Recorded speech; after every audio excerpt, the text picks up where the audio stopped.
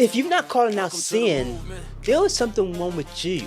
You need to start calling out sin because that's what Christ called us to do. Yo, it's Digital Diego, and I had an awesome experience on the podcast. I'm so grateful I was able to share how good God is and a little bit of my story. If you're looking for truth and real life godly discussions, you gotta tune in. My experience on Preach's podcast was real, raw, and powerful because they talked about things most people don't have the courage to talk about. This podcast gave me space to share my testimony and glorify God. If it wasn't for Preach, I wouldn't have a new view on a lot of things. If you die today, what's going to happen?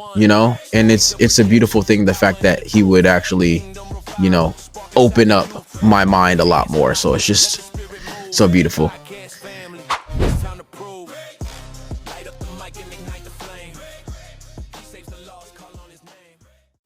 So Mark Ruffalo last night at the Golden Globes said something that very interesting, right? That is shocking a lot of controversy. Um, he said that he doesn't like what the Trump administration is doing. Now, what he said wasn't shocking, and we're going to show you the video in a minute, so stay tuned.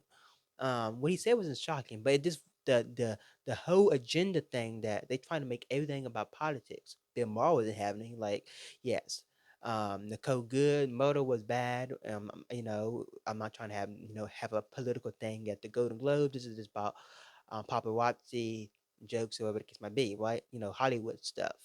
But Mark Ruffalo decided, let's take this opportunity to promote our agenda.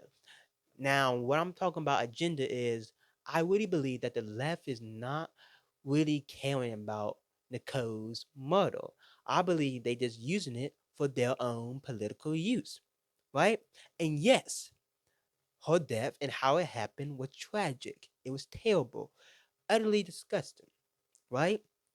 Do I believe that the police, the officer, could have did things to prevent that tragic um, event? I do. Do I believe that she could have did things to prevent the tragic event? I do. I believe that she could have obeyed the officers, got out of the car, moved her car out of the way, whatever they were telling her to do, and ba boom, boom, boom, boom. And she could have had maybe 2 days in jail, 1 days in jail, or just got set on the sidewalk for a minute, whatever the case might be, she would have been dead. Right? But the Democrats is using it as their political game. Now, what he also said is saying, well, the stuff is so high, everything is still high in America. We have a pedophile in the White House. He just did that and this and this. I'm saying, hold up. Let's fact check everything. Everything. We had a pedophile in the White House before. Biden. He liked to cuddle little girls. He liked people in the pool with him, touching his leg hair, twisting it up in their fingers, all this different stuff. He like take showers. He like this is what we talking about. I'm talking about when I'm saying things like this. No one talk about this no more because a Democrat president did this. His own daughter said she was sexually assaulted by her own dad, which was Biden, right? So we're not talking about this. But if this was Ivanka Trump and Trump was doing this, you see everybody on this news on the left. I'm talking about the political divide. I'm talking about the political bias in the media and in Hollywood, everywhere. Everybody's playing parties, not we trying to state facts. If you agree with wrong, if you agree with wrong, there's something wrong. But if you say, okay, I'm gonna say this is wrong, that is wrong, that's it. Doesn't matter what party it is, I'm gonna call it out, and I will have respect for you. I'm like, okay, I like him because he's not trying to take sides.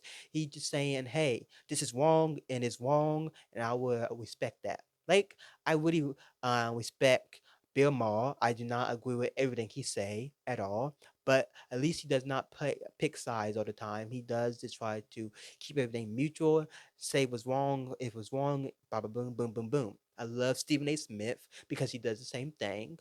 Um, but let's be honest. Let's be honest. Biden was messing up this economy.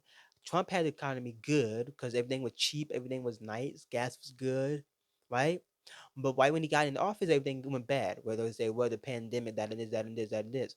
But now we have everything is down a little bit, but you're still complaining because it's not as it used to be. Yes, after you mess something up, it's easier to mess something up than to fix it back. That's for everything. Like it's easier to get skinny. I mean, it's easy to get fat, but it's very hard to get skinny. See, that's with everything. Like if you want to do a business, it's hard to it's easy to quit, but it's hard to keep on pursuing your dreams and making sure your goals come true.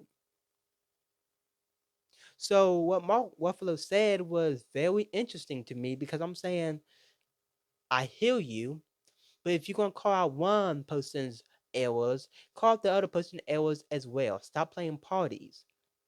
That's why I don't like when people's playing parties and he is. And you go, oh my goodness, the Cubs shooting and everything. It was tragic. It was, and I agree with you.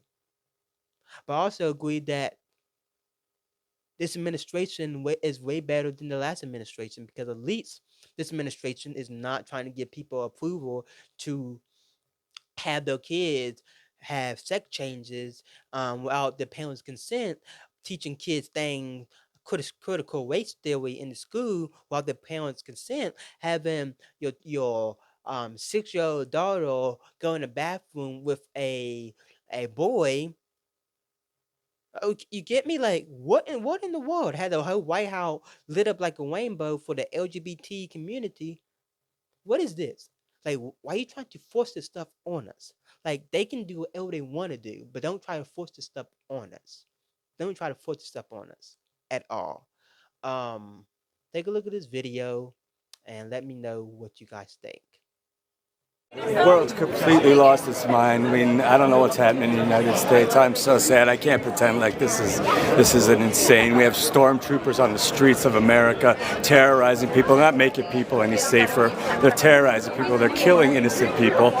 The rents are still high. There's no food. Food's expensive. People can't feed their kids. They can't send them to school. They can't get sick or they're going to end up dead because they can't afford health care. Something's really wrong here, and I don't know what the answer is, but the world's not better with this guy, this madman in office who just told the world that there is no international law concerning him. The only thing that concerns him is his morality. What can we do as people? We have to get out and stop it.